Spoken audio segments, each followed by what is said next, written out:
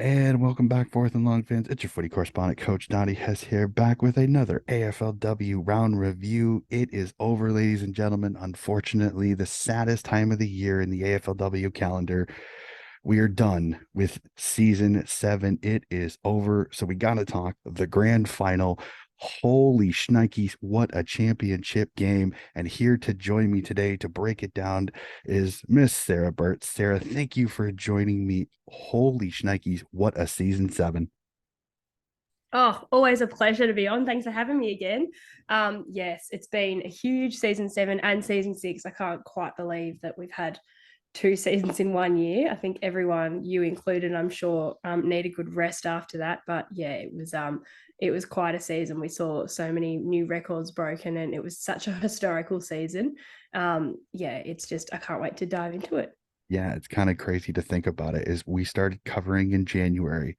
It is almost December, and I haven't stopped since then.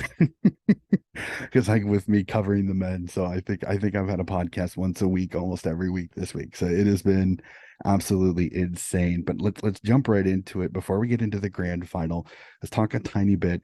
You got to go to the AFLW Awards. Can you tell me just a little bit about that? Because that looked like an absolutely insane, insane night. What are your thoughts on the W Awards? Yeah, sure. It's often a really good night, or always a really good night.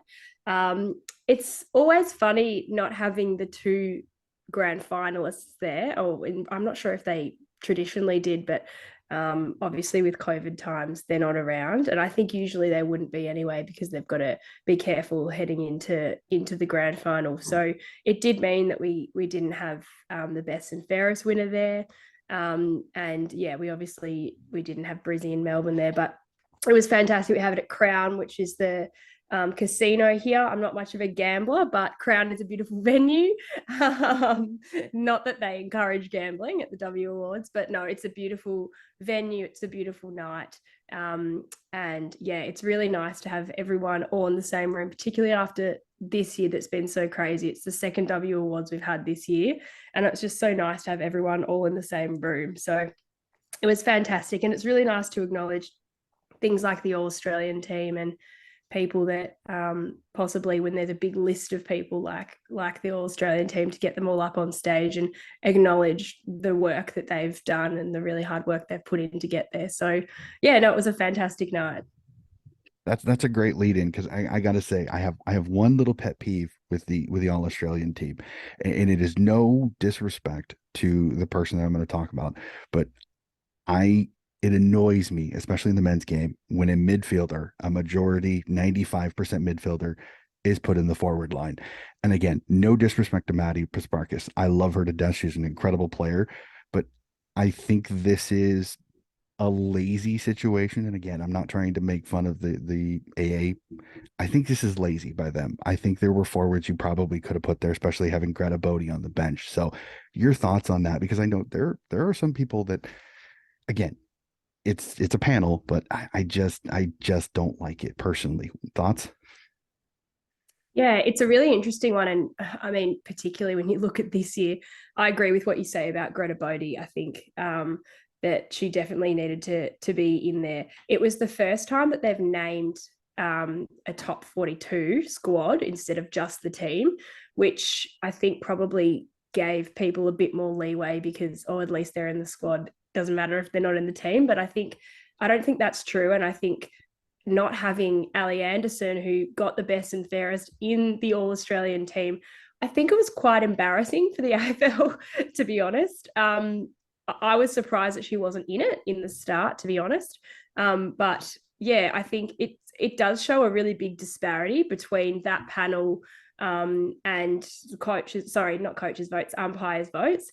And again, then you see disparity in the players' votes in the AFLPA best player. So I think it's important to have different voting panels. I really do, but you do see disparity in that. And it's interesting what you say about Manny Prasparkis because it's structured as a team in a team format. There's people that are never inevitably going to miss out because they don't fit into certain structure. So as you say, there's a million and one midfielders that could be in there.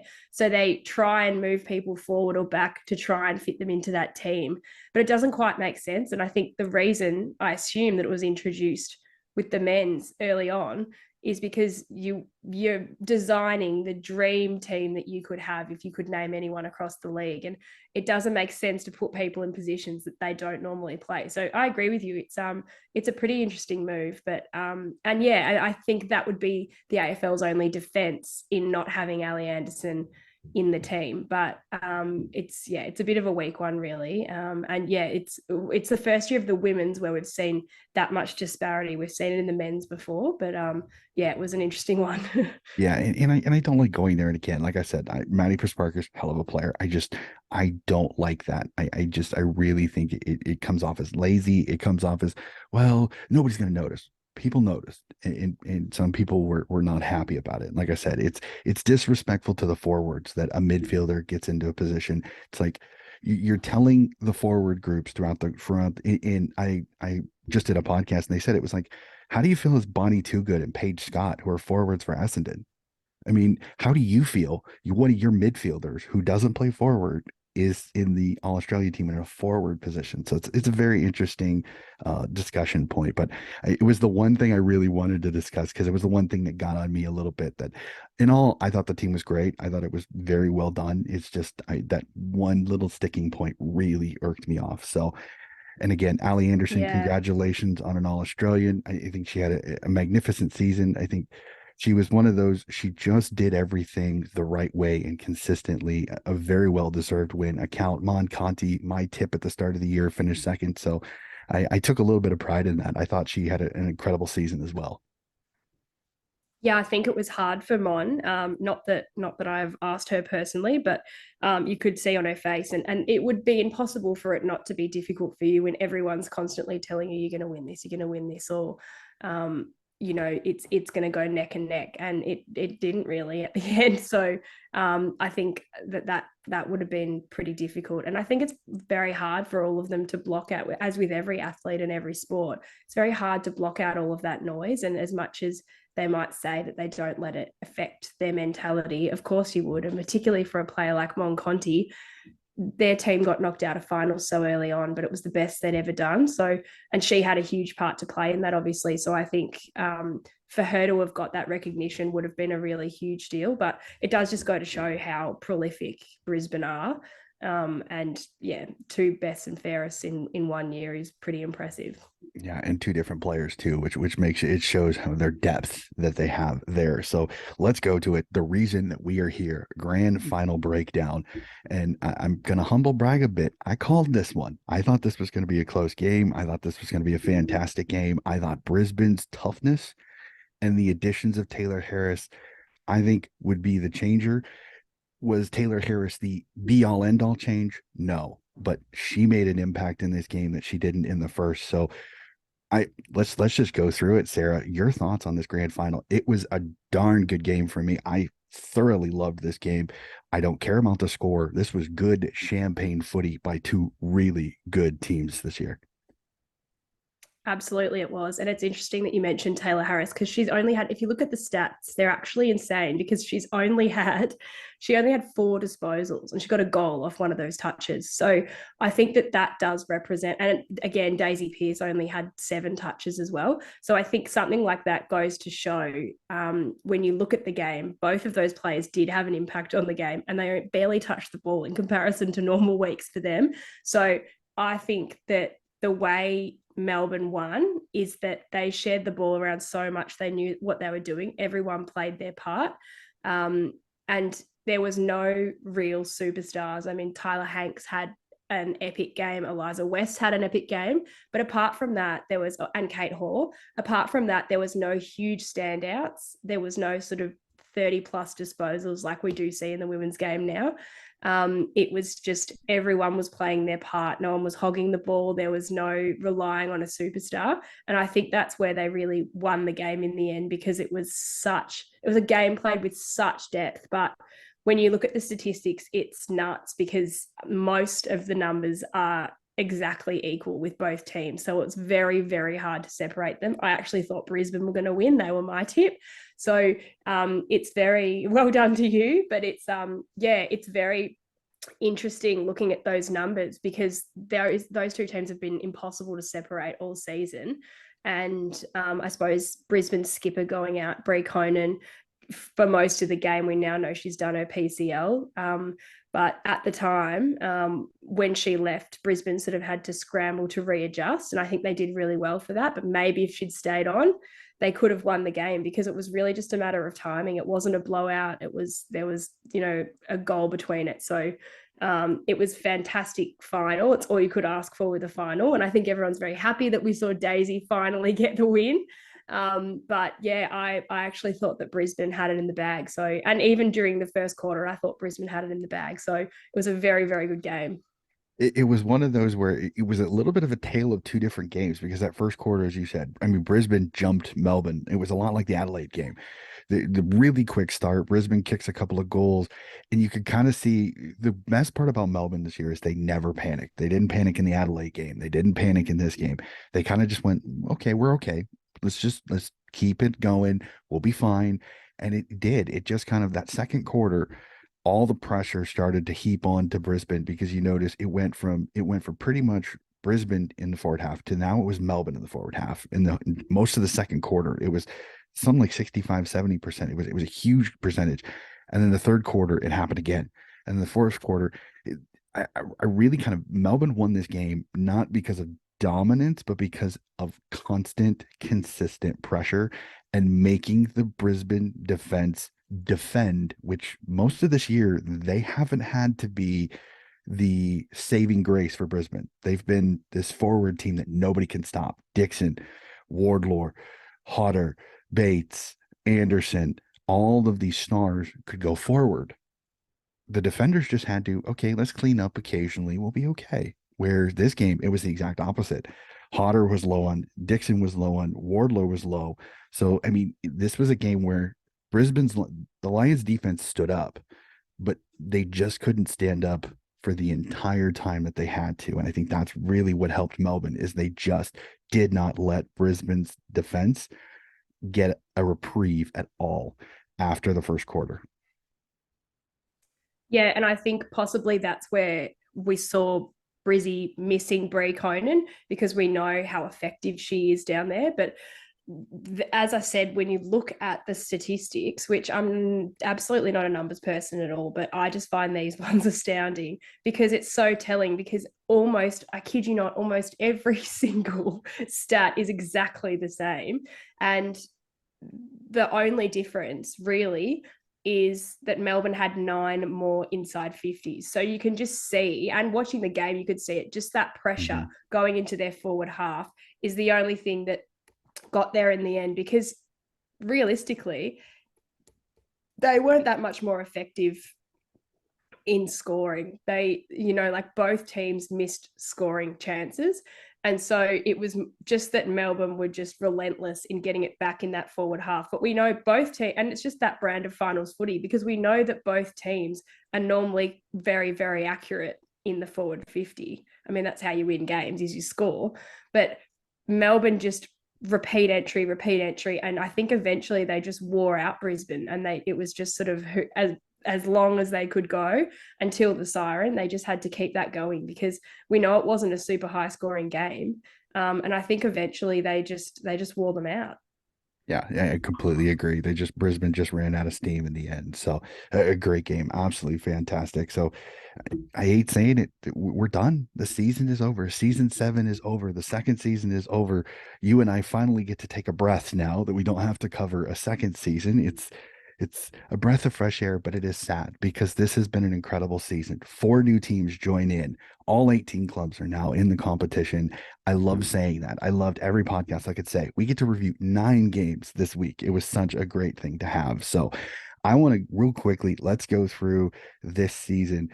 Your thoughts, Sarah, because I don't look at the results. I don't look at the bloods. I look at it as 18 teams got to play, and we got to see some incredible games this season, not just in the finals, even some absolute crackers in the regular season. Seeing Richmond knock off Brisbane grand finals week was fantastic. So just a really quick thought of season 7 as a whole, because for me, this was nothing but a success.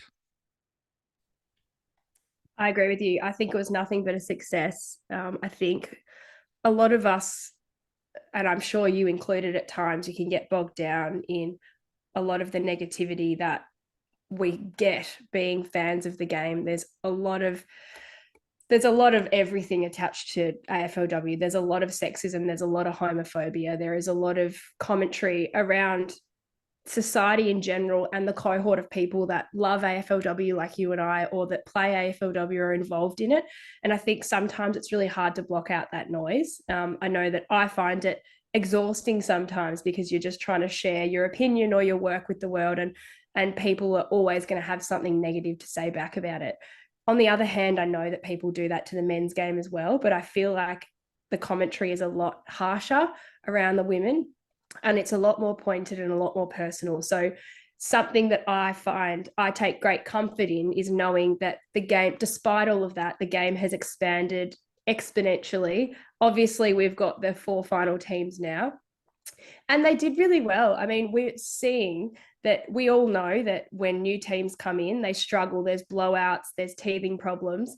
But a perfect example of that is Richmond, and they didn't win a game in their first season, but now they've been in finals, and that's a huge victory for them. And Monconti almost won the best and fairest. It's a huge victory. And you look at teams like Essendon, they had 4 people in the All Australian. I mean, that's fantastic for a first year team. So I think we're seeing really, really good signs. You're not going to see teams coming up to battle with the inaugural teams because it's just not possible. They don't have the systems in place. They don't have the coaching systems, all of that. If you look at St Kilda, Nick Del Santo's never coached a women's side before or coached at all. So I think those sort of things need to be taken into account. But I agree with you. I think overwhelmingly a super positive, super fantastic time for the league. And I think next season will be really exciting because it'll be the first time where we don't have any new teams introduced. People have had a bit of time to breathe, and the newer teams have had a longer preseason, some proper time to get settled, and to properly plan their structures and their game, structures. um, and I think that that's going to be, next season will be really exciting again, because all of the teams would have had equal time to be prepared, because those new 4 teams only got told they were starting a season about 6 weeks before it actually started. So I think we'll see a bit more equality, and it'll be interesting to see what happens in the trade and draft period too, because it might even things up a little bit. So I agree with you, overwhelmingly positive, I think. Yeah, I'm 100% with you. I think keep an eye on the Port Adelaide and Sydney, because I'd be interested with a full off season. How's their recruiting going? Because I'd be interested to see if they recruit a little bit more aggressively this year, having the entire off season to be able to do that. So we'll go with that. So I want to do a really quick little. I kind of separated the teams in tiers because I think that it's kind of how I see the league going right now. So let's start at the tier. Unfortunately, we call it the bottom tier. The bottom 4 teams in the league: Sydney, Port Adelaide, Hawthorn, and West Coast were the 4 bottom teams this year. So really quickly, Sarah, in your thoughts, which of these the bottom 4 sides do you think is going to have the most upside going into this offseason?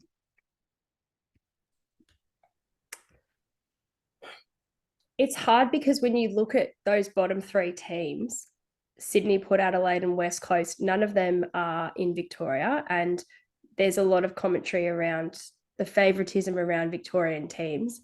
I suppose, particularly when you're looking at players that may not want to move away from Victoria, or but also just in general, there's more people that play in Victoria, and there's more teams for them to choose from. So it could go one of 2 ways, really. Either the talent's spread out far more through Victoria, or people are drawn to come to Victoria to be selected in a Victorian team. So something that I take note of is that those 3 teams are not in Victoria, and for the first time, the other sides, their rival sides in their states, are competing for that talent.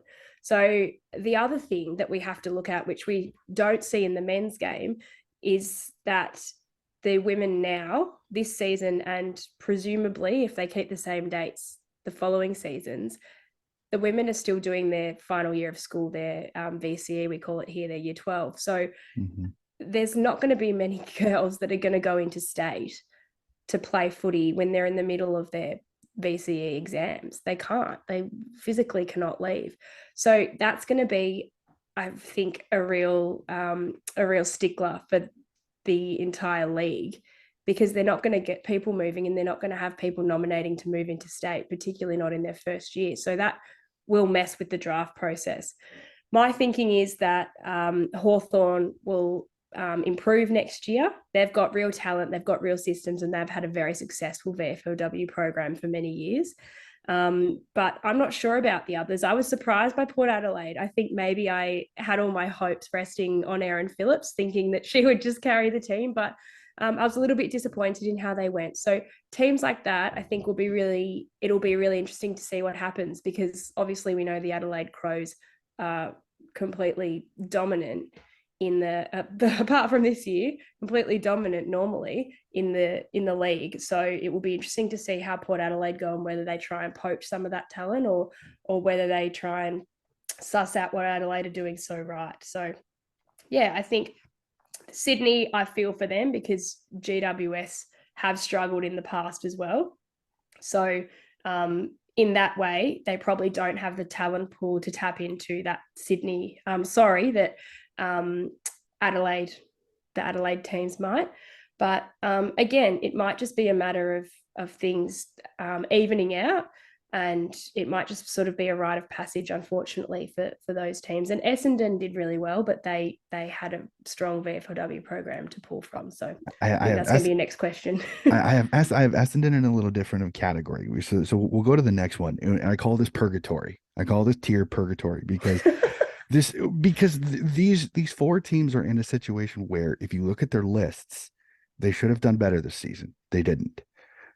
A couple of them may have reasons, but we'll go through it. Fremantle, GWS, Carlton, and St. Kilda. I call this the purgatory tier because they're in this weird, they could be good and be a finals contender, or they could be in the bottom four. It's just the way their seasons have been. So I asked this, what do these four teams need to do to kind of become contenders next year? Because Carlton, yes, they got gutted during the off season. They got gutted during the off season, but they still have some. They still have some really good talent. Darcy Vesio, Mimi Hill, Abby McKay, just Carlton, just there. I mean, St. Kilda, Sheilor, Greiser, Nicola Zenos, Georgia Patrikios. All of these teams have talent. What do they need to do to kind of get out of this purgatory, as I would say? I actually don't know. And I found Fremantle were probably the biggest surprise to me, because when I look at those lists, sorry, I'm looking at the ladder Hmm. as I'm talking, sorry. Fremantle have so much talent on their list.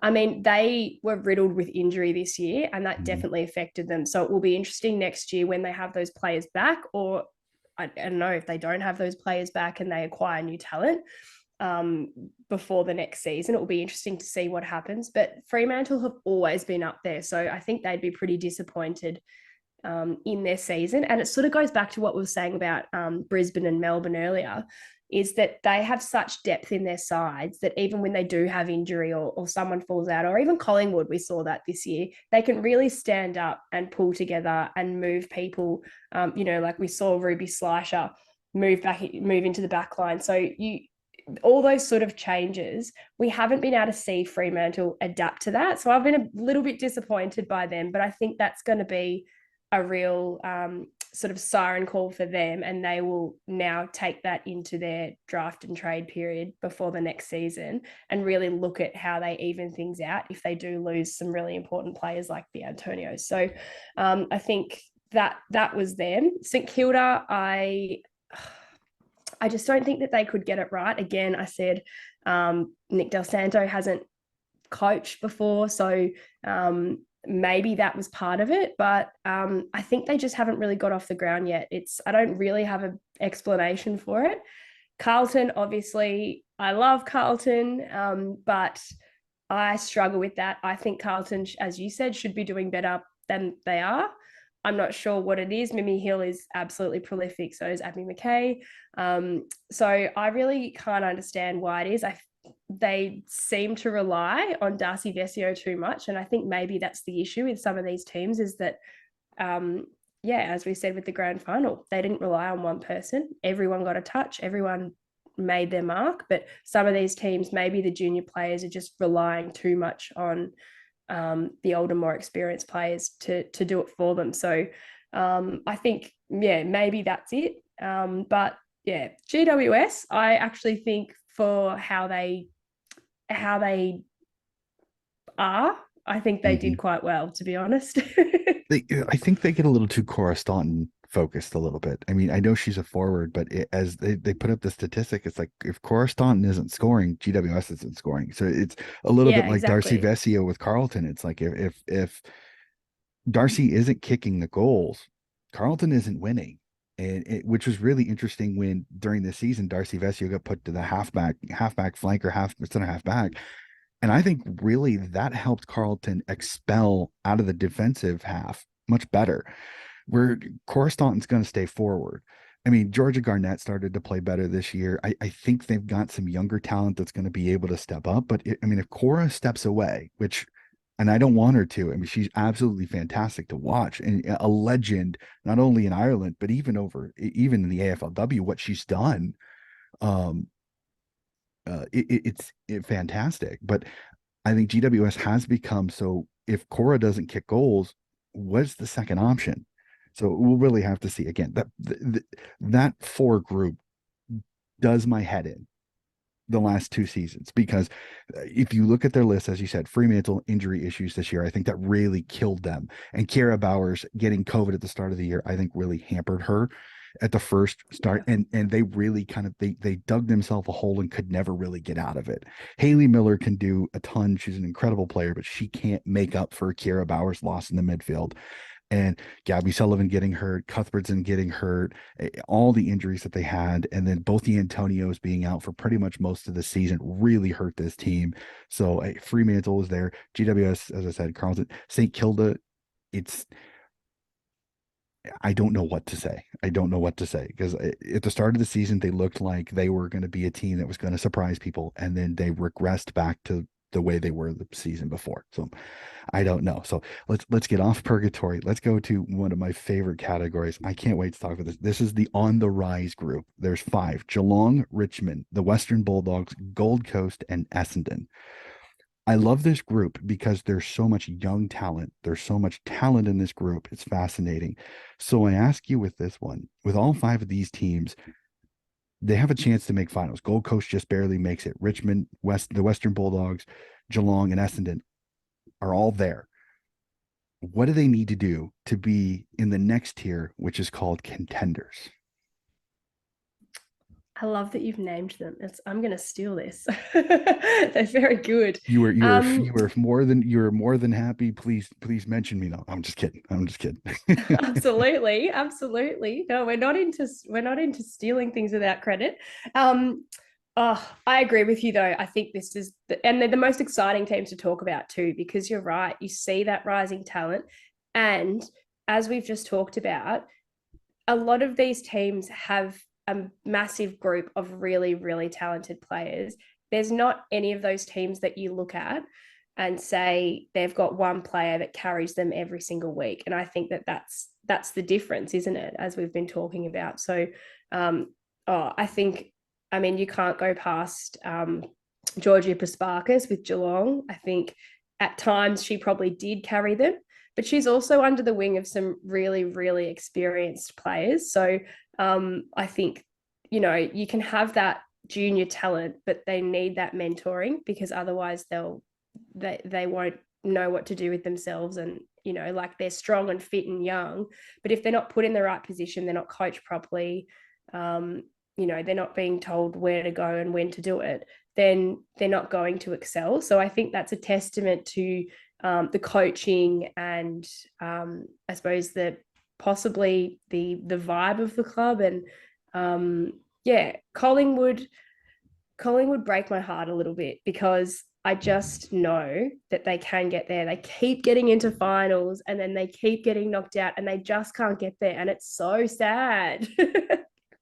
Well, I actually have Collingwood in the next one. I actually have them in the contenders because this season and last season I kind of I separate them a little bit because Bree Davy, Britt Benici are both out, and I think Collingwood is the team I think next season could be the riser. They could be the team that everybody kind of they underestimate because they look at the previous two seasons with Bree Davy and Britt Benici both being injured and not making a huge impact.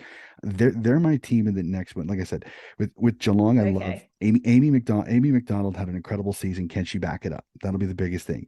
Nina Morris is there. Chloe Shear has been a perfect signing for Geelong because that was their issue early seasons was they weren't kicking goals. Shelley Scott goes forward this year. I think that really helped it. Richmond having the wonder signing of Elise Sheeran this year, making All Australian, being one of the best halfbacks in the entire competition this year was incredible. Mon Conti, Ellie McKenzie, Grace Egan showed they are a three-headed monster when they are all going. They're a scary team in the middle. You have Gabby Seymour, who I think is an underrated ruck. She's undersized, but she's super athletic. She's like another midfielder. Harriet Cordner is still to come back for this Richmond team. Beck Miller gets better. And yes, you lose Courtney Wakefield, but hopefully you get a fully fit Katie Brennan next year and some youngsters to bring in. Richmond has a lot of upside. Western, they may be the Bulldogs, but they're really the puppies still. They're still a very young side. Ellie Blackburn is an incredible leader. Kay and Lynch's gets her All Australian this year, which I think was very well earned. But this is a Dogs team that I think they're so young, but they're growing under an incredible leader in Ellie Blackburn. They have so much upside. Gold Coast shocked me a little bit. I thought the loss of Perkins would hurt them. It showed at times, but Bohanna stepped up.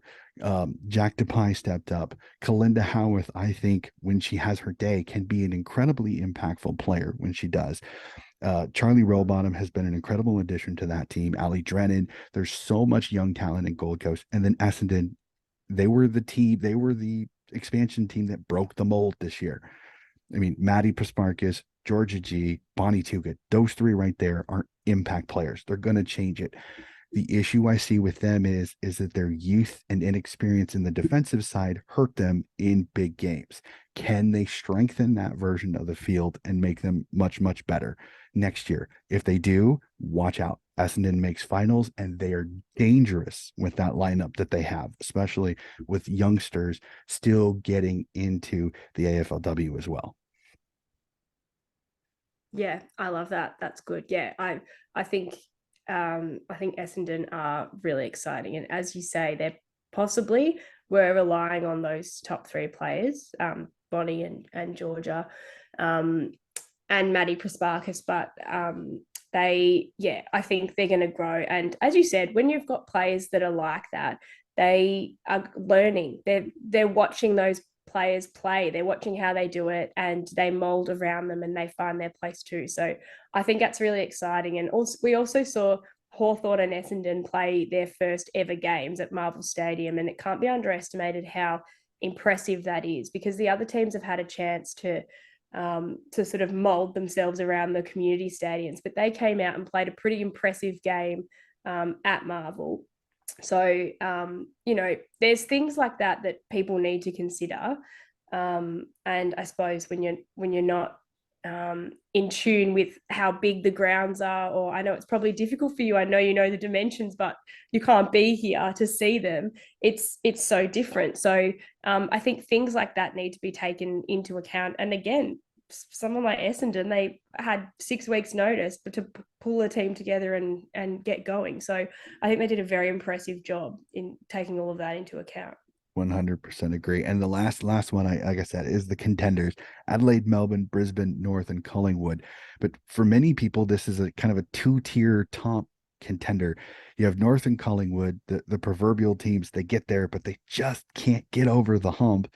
And then your three premiership teams over the last 3 seasons: Adelaide, Melbourne, Brisbane. So we'll split these two just really quickly. North and Collingwood are kind of the outliers.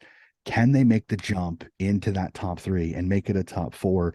or are we worried next season again it'll be a three-horse race with everybody else making up the numbers? Oh, I hope not. I think Collingwood can. I really do. Um, and I also think we saw that they don't have to rely on Bree Davy and Britt Benici because we did see them make finals without those two for the whole season. So they can do it. Um, I mean, if they do have those two back, it might mean that they go the whole way. I don't see the Kangaroos vastly improving. I don't see them making it into the top three. But yeah, I definitely think Collingwood can. They're so close. It's as I said earlier, it's frustrating because they keep getting into finals, but they just can't get over the line. And it's not like they choke because they Mm-mm. contend, but it's just, I mean, that was a really hard game that they played. That was, like unheard of conditions. And they still took it down to the wire and they still played really well. They had Ruby Slasher and Sarah Rowe were both injured and played through it. So, and you have to think during finals, teams will often put players on that possibly aren't 100% that they would normally keep off because they know they're going to have a break soon and they just let them go. And that's possibly what they did with Sarah and Ruby Slasher because Ruby's in a giant moon boot right now. So I think you know you've got to take those things into consideration and the fact that the weather was Armageddon out there and at Adelaide Oval and it was a pretty hard game. So there's other things outside of just whether they're good enough to be there. Um, you know, Hmm. that Yeah, affect I, the I, I, result. I joked. One of the things when I watched that game was how many times they landed in the puddle, and you could hear the entire crowd go, "Oh!" I was like, they needed their swim caps in that game for sure, and They did. yeah, and we'll go with it with the top three. I mean, Adelaide, Brisbane, Melbourne. I mean, the class this season. I think we all talked about it at the start of the year. These were the three teams that were going to fight for a championship, and they were. But are any of these three in danger of regressing? Because I honestly think there is one. Let's see if you think the same way.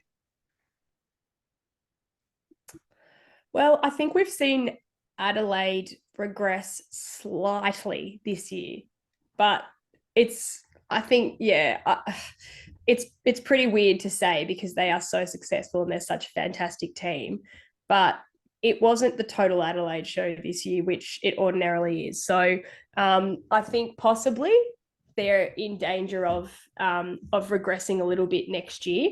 Um, I hate to say that it's because they lost Aaron Phillips because I think that we know they have a team just completely full of talent. I don't know what it is. Maybe they're just losing their groove a little bit, or maybe the other teams are actually just getting better, and their time has come and gone. So yeah, that would be my argument. What's yours? I'll say Adelaide, but I think it's more of depth. I think they've lost players. I mean, they haven't lost the Ann Hatchards, the Ebony Marinoffs, the Chelsea Randalls, but they've got miles on their legs. They've got years of playing footy. It's going to wear on them. And the youngsters, as talented as they are in South Australia, they don't have the experience of playing in those big games.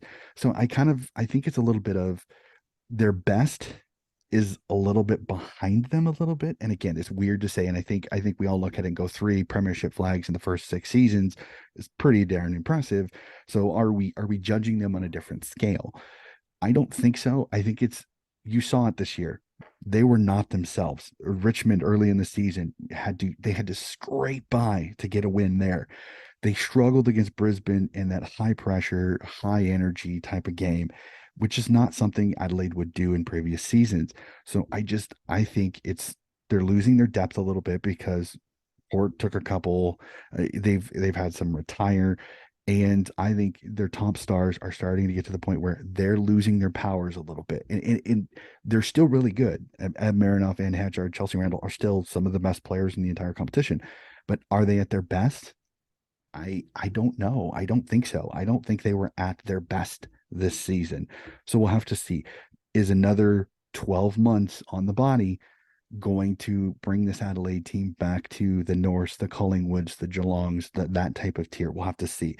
I don't think so this year, but I think in the next couple of seasons, I think Adelaide is going to come back to the pack a little bit because these superstars will have had so much wear and tear over the first 6 seasons where they were the queens of this entire competition. I think it's evening out and they're kind of coming back to the pack a little bit. So an incredible season 7, but I want to have a little fun, Sarah, before we get over with this. I know it's not easy to run a league, but I want to know where if I installed you to run the AFLW, what changes would you make? Because I think you and I have both discussed this. There have been some frustrations with some of the decisions made this year, whether it's a venue, whether it's where games are being played, whether it's times being played. I'm gonna give you a little bit of the power here. What would you change? I would I would make the season at least 2 rounds longer. We've got more teams now. We need to be making it longer. Everyone needs to be playing each other. We need to be expanding it year on year. I know they have been, but this is the first year we've had a full finals series. So I'd be making the actual home and away season longer. Um, I would be prioritizing the use of bigger venues. I know that there's a lot of arguments that it's money based and revenue based and all of that. But I think if the venues are there, um, build it and they will come. I think we've had 23,000 people at a grand final before. There's 23,000 people that want to come to the footy. So you've got to leave the room for them to come. That's what I think. Obviously, there's been different arguments about people winning home ground advantage and all of that. And I do acknowledge that. And it's good because we see the rest of Australia getting to see footy, where in the men's, it's mostly all in Victoria, the finals. So we know that that's different, the grand finals at the MCG every year. So I don't think we should be doing that. But I think prioritising the booking of the larger venues, definitely. I know that this year it's been in cricket season because they brought it forward, but I think they need to be organising it a lot better and liaising with the other sports a lot more. One interesting thing, the last thing I'll say is that I know Chelsea Randall did say last week that if she could make changes, that the players would like to have longer quarters because it feels too short for them. And I tend to agree with that. I think they're probably at the point now where quite a few of the newer players coming through, or the draftees who are 18, have played footy for their whole life, and so they probably are ready to play longer quarters. So I think that would probably better and possibly open the game up a bit more. It wouldn't be so rushed and congested, I don't think. So those are probably the 3 changes that I would make. Well, I'll do mine really quickly, and I've said this a couple of times. Honestly, my utopia change be the men and the women switch games. I think the men should be playing 16 aside with the lasso rule. I think the women should be playing 18 aside with no lasso rule, because I think because of the fact that they don't have as long a kick. And again, let's not get into that huge argument. I think more players isn't going to congest it. I think it's actually going to help fill some of the holes to where you won't have as many skill errors. It'll keep some of the women fresher, which I think will improve skill, which will improve scoring, all of that. I think the men, as good a kick as they are, I think they could go to 16 aside lasso rule and it wouldn't change anything. I don't think it would change it at all. Completely agree with you. But I also look at it too as I kind of like the smaller venues for the home and away. I think the bigger venues, if they can, then should go for the finals to give everybody the opportunity to come. So I'm 100% with you. But I think longer quarters, more 18 aside on it. I would even switch the lists. I think the list size needs to be a little bit bigger for the women just because of the injury factor and the fact that until they are full time, they need that extra help, especially with the young ladies being drafted that are still taking their end of year tests. I think this lets them go, okay, they can develop a little bit. They don't have to be rushed into the side because you've got a bigger list to work from. So 100% with you. So again, it's utopian. We can ask all we want, but we'll have to see how it goes. So, all right, I will not keep you very much longer, Sarah. I know you've got a ton of things to do. The draft I think, is just the first round is just finished here recently, and I know you've got some work to do on that. So I will not take up any more of your time. I appreciate you coming on the podcast. You're a wonder to talk to. Before we go, I have to say it. I've said it on message, but I'm going to say it on here. Very congratulations on your wedding. It looked absolutely fantastic. I have to say that. Thank you. Thank So you so much. It was a wonderful day. absolutely. Well, it should be. It's your wedding day. So alrighty. So I wanted to do that on the podcast before we got over. So have a wonderful rest of your evening, Sarah. It is great talking to you, and hopefully we'll be able to chat again next season. Okay. Absolutely. Look forward to it. Thanks so much, Johnny. Alrighty. We'll talk to you guys later. We will be back again very soon with some more AFL and AFLW very soon.